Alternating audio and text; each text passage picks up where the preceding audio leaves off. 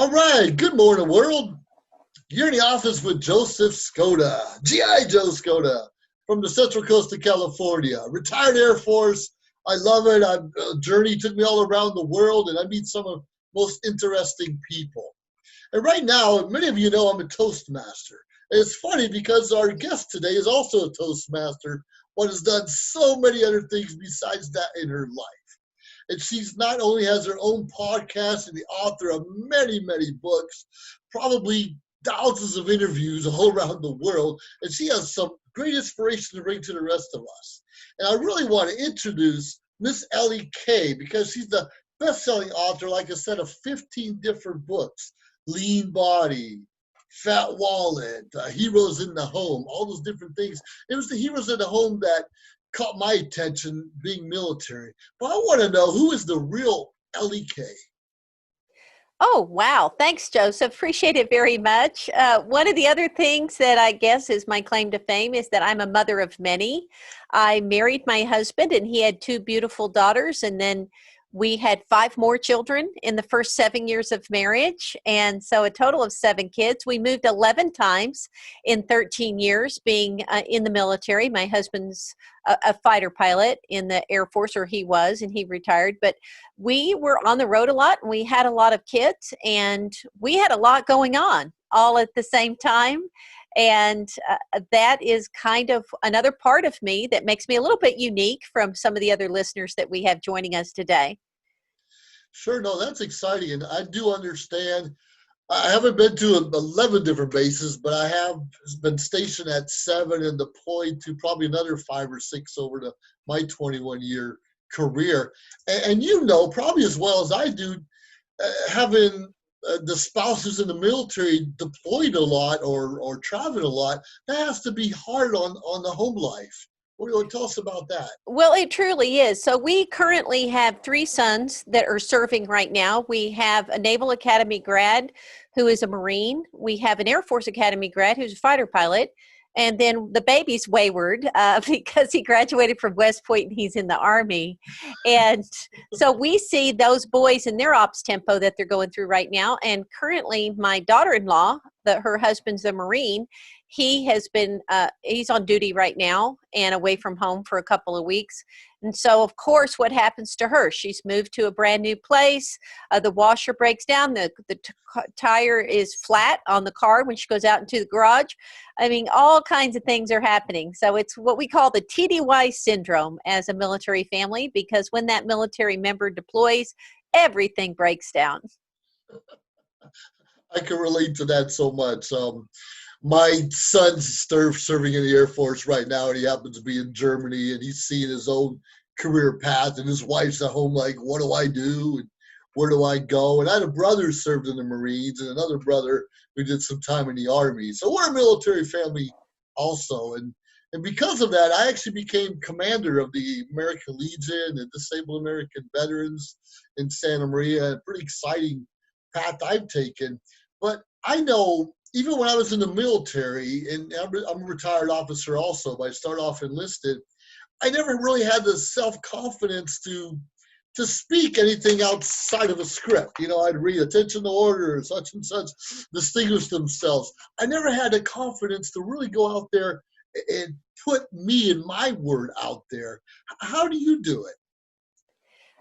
I was actually pretty shy as a child, and yet when I got in front of people, I kind of came alive because I felt like I had something to help people with in terms of finances, in terms of coping with the military lifestyle. And I think that kind of helps me get over some of the fear that I have. And to me, it's really not about perfection.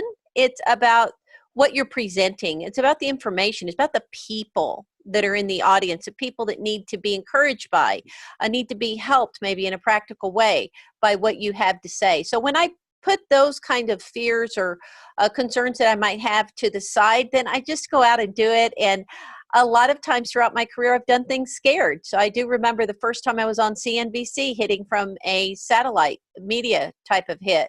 And the first time I was in an arena with 10,000 people, and they're all expecting me to say something brilliant.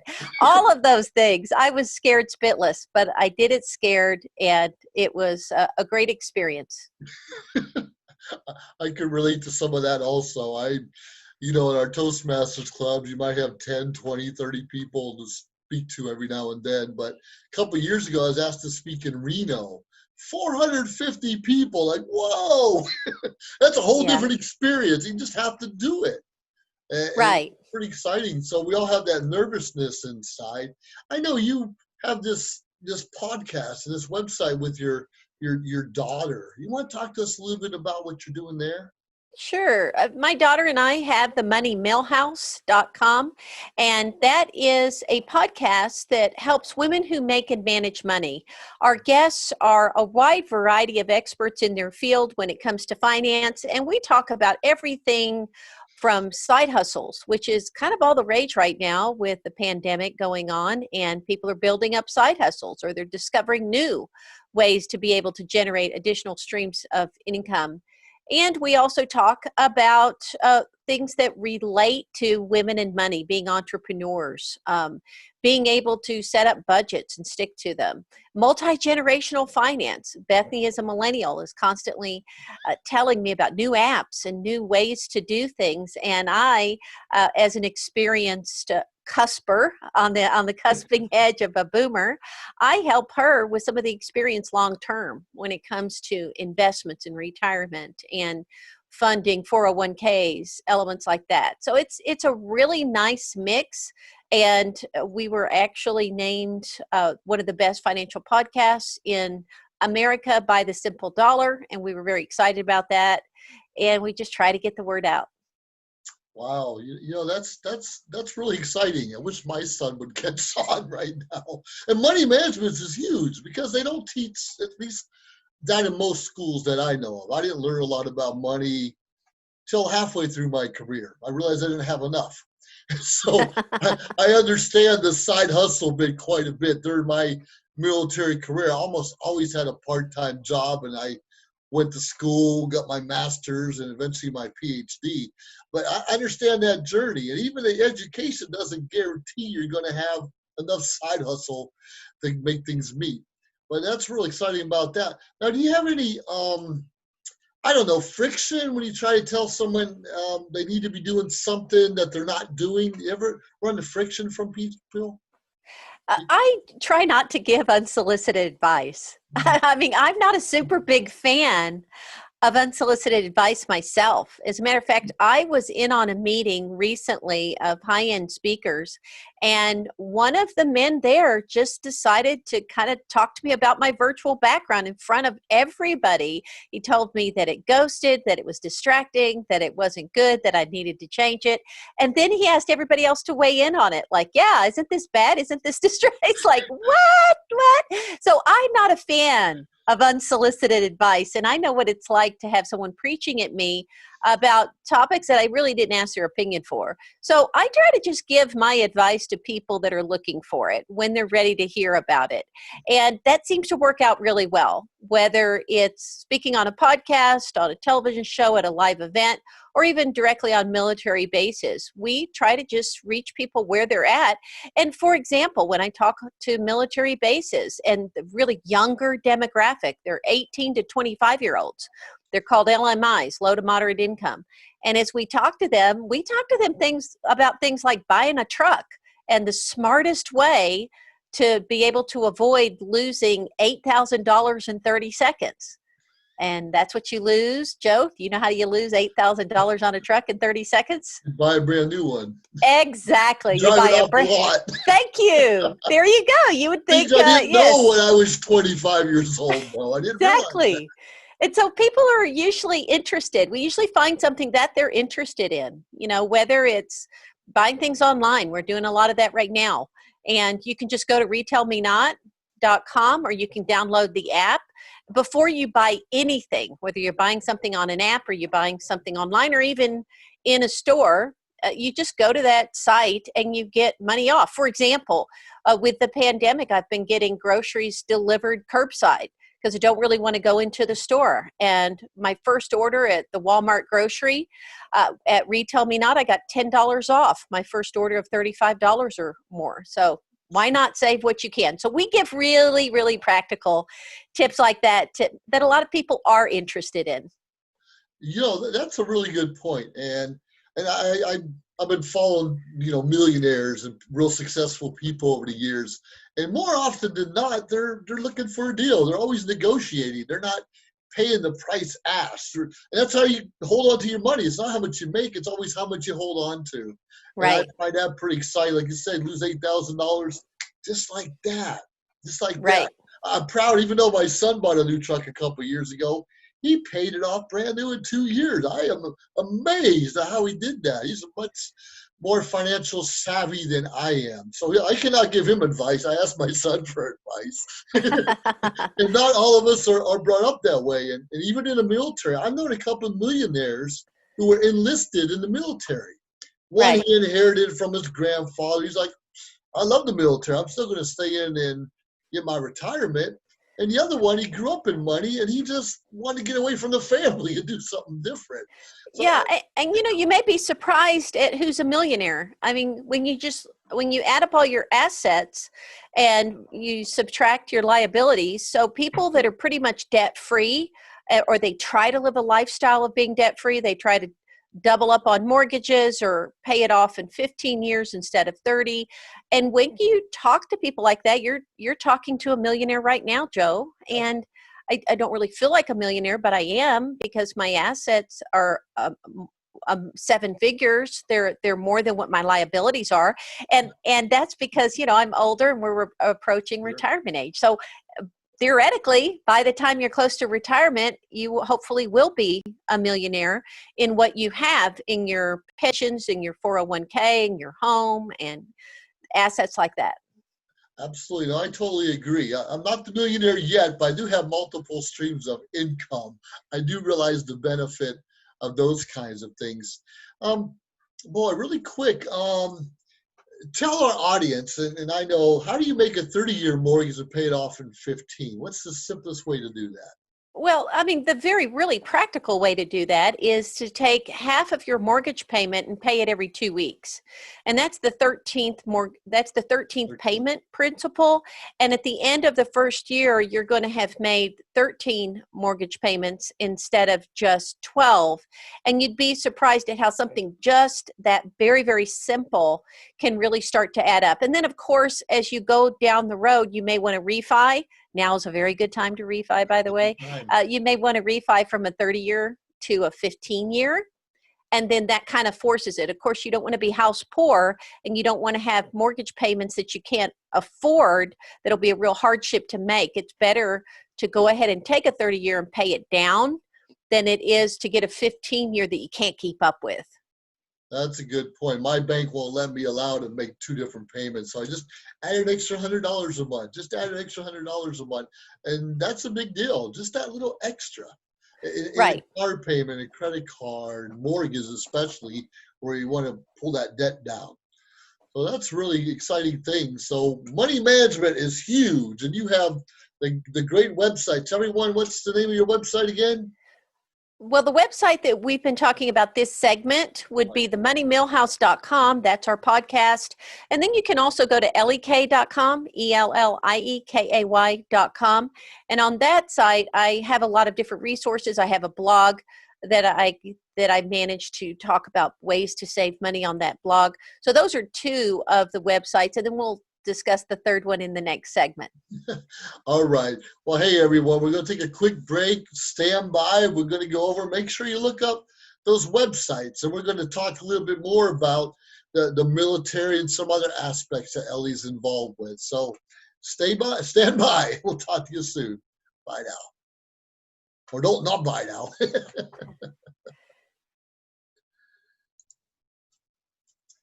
Hey, hello everyone once again. You're in the office with Joseph Skoda. And our guest today, Ellie Kay, she's been talking about a lot of the different websites she's involved with the money management, her own blog, her own podcast, and so much more. And she even told us about her little military background with her husband being a fighter pilot. And not just her, but almost half of your children. You have a lot of children, and that's pretty exciting. I think you said 7? Yes. Yes, we 7, have okay. 7 children. 3 sons are in the military, and then our daughter, Yes. Bethany Bayless, she is a Toastmaster, and she's actually the MC for our financial event that we do with Heroes at Home. So 4 of them are highly involved in helping the military, either by serving in the military or by providing free financial education. Oh my goodness, that's so exciting, and that's that's right here in my heart. Anything has to do with the military, and that brings us to you started talking about this Heroes at Home. Heroes at Home. Tell us a little bit more about that and what got you involved in that area. One of the ways that I got involved in that area is, of course, that we're a military family. But if we back up a little bit, I have always been a serial entrepreneur. I had my first business at the age of 7. It was the handshaking business. So I got in a box of Post cereal, one of these little buzzers that you wind up, and then you shake someone's hand and you buzz them. And somehow, as a 7-year-old, I got the idea I could charge my classmates for handshakes. And of course, in today's society, that handshakes would not go over very well. But back then, I made $10 in 2 weeks. And my mom told me that $1 of that is like the tithe. So I went to Sunday school and I gave that $1 just to go support children in a third world country. And so I got hooked on making money. I got hooked on giving away money and helping other people with the money that I make. And in the course of all of that, I wrote books. I was a spokesperson. I was a brand ambassador back in the day that I was publishing about a book a year for 15 years. And I was a speaker. And all of that was involved remuneration. And I reached financial independence in my 40s. And then I looked around and I said, what now? What do I want to do now? What sparks joy? Because I already had enough set aside to put all the kids through college debt free. And a big part of that was them earning their own way with scholarships and work studies. And then we helped them financially. So I had the money set aside for kids. And it's like, okay, I don't have to work anymore. I don't have to write books. What do I want to do? And I saw that there was a need for financial education in the military, and I founded the nonprofit heroesathome.org. My daughter is one of the co-founders as well. And then we have a board of 7 people, everybody from civilians to a general who sits on our board and helps us out.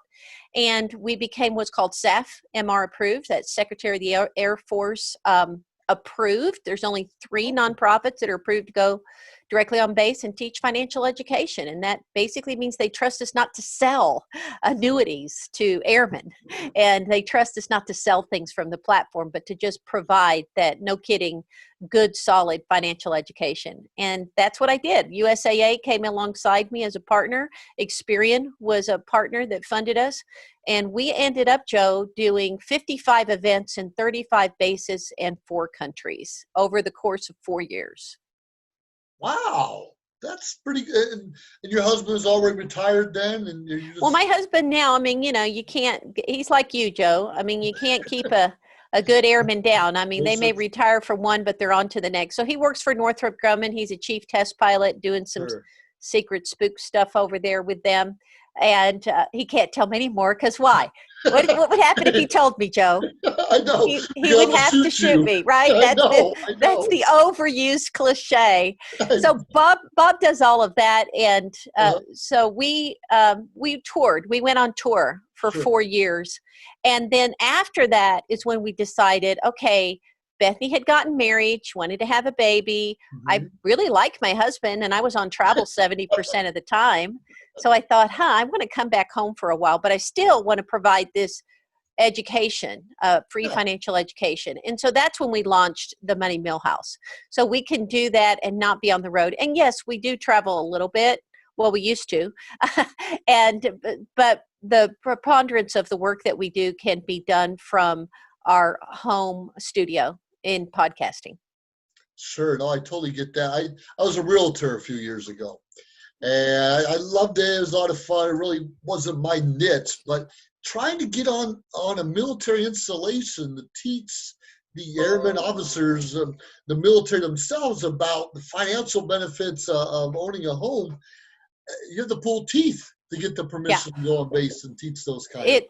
and Joe, you know better than anybody about what a bureaucracy it is. So it took us about a year and a half to get SAF-MR approved and to maintain that. So the USA Ed Foundation, First Command Ed Foundation, and Heroes at Home were the only three that are allowed to go on bases and teach financial education. So that's a sacred trust, and we've been able to really do some great things. I mean, we'll go back to the same base over and over, like Shepherd Air Force Base, Sure. that has airmen in training out there, AITs, Yeah. and we'll talk to 1,000, tired, hungry airmen that are told they have to go to a 2-hour financial brief instead of going to dinner.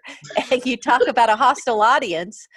My daughter's a miracle worker as the MC. She gets up there and her energy is such that she turns them in from being hostile and Yeah. upset to being engaged and laughing and having a good time. And sometimes as we go back to the same basis, people will come back to us and they say, hey, I came to your event a year ago, and because of what I learned at your event, now I'm a homeowner. Now I'm paying off my car debt, and making some radical changes that are helping their quality of life. You mentioned Shepherd Air Force Base. That was my very first technical school out of basic training. And Uh-huh. all I learned out of Shepherd Air Force Base was I got my first tattoo and I jumped out of an airplane across the border in Oklahoma. So I jumped out of Really? airplanes, I got my Cool. tattoo. No one told me anything about money.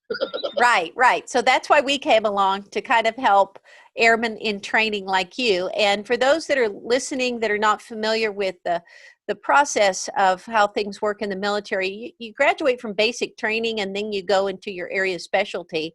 So these AITs, these airmen in training, are just one step removed from basic training. So they're told when they can go to the bathroom, when they get up, when they go to sleep. And so they're still pretty well commanded and under control when we get them. And so they're pretty much all ears. And it's a really good time to get them, hopefully before they paid too much for that first vehicle, before they've co-signed a loan for their ne'er-do-well brother that it will never pay that back. So we try to give them some really good advice early before they make those critical mistakes that could have an impact not only on their lives, but on their security clearances. So that's why we go to the military bases, is because if you get into a lot of debt and you get into some financial problems, you will be kindly asked to leave the military, because if you can't hold the security clearance you need to be able to do the job that you are supposed to be doing in the military, then you are no use to the military because you're a security risk. That's true. And when I retired out of Vandenberg Air Force Base here in California, I was a squadron section commander. And I don't know how many times I had to get not just airmen out of trouble, but some of our younger NCOs also that got into financial difficulties, Yeah. overextend ourselves, purchasing everything on credit, buying something they can't afford. And I know most of us have gone through that, especially the credit card rap. I did early on in my career, and I got in trouble. Thankfully, I had good mentors that helped me along the way. What do you think about mentorship? I know you do some training, coach, and some informational thing. Is a mentor as important continuously? Oh, Joe, it's all about having a mentor. And I think that if we're wise, if we're really wanting to continue to grow our entire life, that we never stop having those mentorship type of relationships. Because even with as old as I am, which means I've done a lot of things, but simply because I'm old, but I mean, I have really done a lot of things. 2,800 media interviews, over 2,000 paid speaking gigs, um, all kinds of things in terms of working contracts, over 500 paid spokesperson contracts that I've worked for myself or for others. And so along the way with all of that, I don't believe I know it all. I'm constantly learning things. So I have someone mentoring me in podcasting. And I think a mentoring role is important your whole way through your entire life. Now, I don't know about you, Joe, and I'd love to hear your answer to this question, but how do you find someone that you want to mentor? So when you get to a place where you and I are, where we have all this experience, we want to give back, we want to mentor other people, but we can't possibly mentor as many people as who might want to be mentored. So I have people coming to me wanting me to mentor them on speaking, on becoming a professional speaker, on writing books. What does it take to get published? On becoming a brand ambassador themselves, or a social influencer, and making money off of doing that. Well, I can't possibly do all of that. And so my rule of thumb for people I mentor is, are they teachable? And will they pass the first hurdle? So I will give them, I'll say, read this. And then once you've read it all, then we'll have a discussion. And 9 times out of 10, they won't even read it. So why am I going to waste my time setting up time meeting with them when they can't even do step 1? So that's kind of how I weed out the people that I can maybe really help. It'll be a good use of my time, because I am not interested, Joe, in telling people what they need to do and then just watch them not do anything. That's a waste of my time and their time. So how do you find people that, Joe, that you are worthy of being mentored and kind of worthy of your time, that mutual time investment? Well, this past Friday, our regional advisor for Toastmasters, she gave a great speech, and mentorship was part of it. And she said when she's looking for a mentor, she interviews them. We need to find that right fit for ourselves. And it goes the other way around. When someone wants to be your mentee, you interview them. Like you said, give them some homework. See if I don't know if they're worthy, see if they're teachable. And sometimes we're not teachable all the time. We want all this information, but timing could be wrong. And I have several right now waiting for me to give them a call back to see if it's a perfect fit. And personally, I had to pay for a coach just this past year to help me on different levels of my business. Because all this information, scatterbrained, I really wasn't focused. And a coach, a mentor, the right person is going to get you focused. And a good mentor and or coach is worth its weight in gold. It's worth the money. But like anything, when given advice, even unsolicited, we either follow through or we don't. And a lot of us will take the, oh, thank you, and then we won't do much with it. Yeah, I agree. And, when it comes to, you mentioned the unsolicited advice, my daughter, I actually learn a lot from her. And we talk about mentors, but I think that we need to remain teachable, and we can learn from people that are younger than us, people that don't have as the same kind of experience that we have. And one of the things she says is, never take criticism from someone that you wouldn't ask advice from. And I thought, oh, that's very cool. Then I can just let unsolicited criticism just kind of roll off my back, and I don't have to take that. And, we brought up the word of worthy, whether someone is worthy of my time and whether I'm worthy of someone else's time. The way I have looked at it throughout my years, when I've had people mentor me on becoming an author, and I have sold 1 million books. So this mentoring that really has worked. It really has, to be able to just get out there and do PR and sell that many books. But I wanted to make sure I was worthy of their time. So especially if it's not what you're paying for. So if you're paying for a coach, then that's a totally different relationship than a free mentor, someone that's just doing it out of the goodness of their heart. And when people have done that for me, I want to make sure that I'm worthy of their time, that the investment they're making into my life is something that is going to be worth the time that they've poured into me. And that's something that I have kind of continued in looking in that way, because as someone who loves to help other people and loves to mentor other people, the one thing that's extremely frustrating for me is taking 2 hours my time that I could be spent FaceTiming my grandbabies. Doing some other things that really spark joy, and then have someone just do no action whatsoever and just have no intention of following through. I love that. Time is valuable as money, everyone. Our time is very valuable. We have only 24 hours a day, regardless of how many other resources we have. We only have those 24 hours a day. And I think there's not a better compliment than someone coming to you and say, will you be my mentor? Will you help me? Will you teach me the way? And we get that a lot. And Yeah. that's what it means a lot to us when someone comes to us. But just like you said, they just have to be teachable and ready at that moment. Well, and it's people coming to me originally back when I published my first book. Now, my first book was Shop, Save, and Share, and it ushered in the extreme coupon movement. So my first book was actually the first book in the marketplace that talked about using coupons back in 1998, Wow. and then it ushered in a whole movement. But the whole reason I wrote a book was because I was doing it at events. And even if I had 300 people coming to my coupon seminar, I couldn't reach as many people live that way as I could if I wrote a book.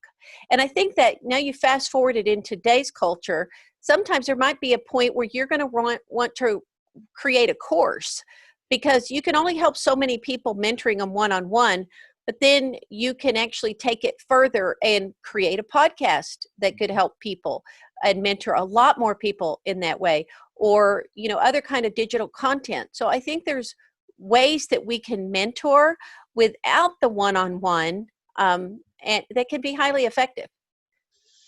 That's a real good point. Developing your own course. And it's not that difficult if you have enough information and research in front of you.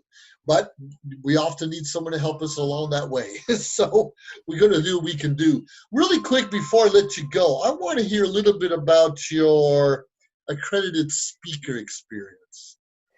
All right. Well, I became a Toastmaster about 5.5 years ago. And so 6 months into my Toastmaster journey, I was already a professional speaker.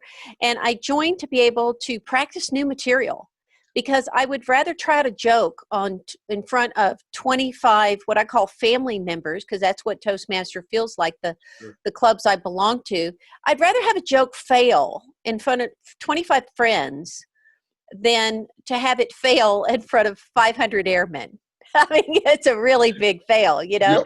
And so that's why I joined. And I went to my first District 33 contest, was an evaluation contest. And I ended up going all the way to the finals. I ended up winning the finals, really surprised me. But when I was there, I was sitting next to Mike Notaro at one of the educational sessions. He's Mike. a past international president. And he told me about accredited speakers, and Barbara Kazam was the presenter, and she had just earned her AS, and he explained what that was. And so he starts listing off the criteria: 25 speaking events in the last 3 years outside of your club, 15 have to be paid, 25 people or more in each audience, and then you put together these letters of recommendation, and then a video that's very, very specific. In fact, most people fail that first level because they've either edited the video or they haven't followed the directions, because it's very specific on the directions. And this was in November. The deadline was the end of January. And I thought, you know what, maybe I could go for it this year. And I had 2 more opportunities to get my video. The first one failed. The video failed. The tech didn't work. And so I had 1 more shot, and I was able to have that go through, which I passed that first level. I was at Caesar's Palace for the final level. There were 3 of us that went forward that year in 2015. It was a huge stage, about 1,500 people in the audience, and a stage that was 150 feet long, 3 jumbotrons, really big venue, really big area. And I was the only one that passed that year, and I was really excited. But what I did was I gave my Heroes at Home speech, not my financial speech. I gave the financial speech to pass the first level, but I gave my Heroes at Home speech because that was one that I knew would move an audience, would make them cry.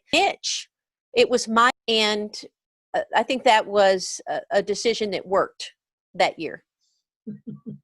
That's really exciting. I hope someday to go across the states and compete also in any kind of competition, even in a club.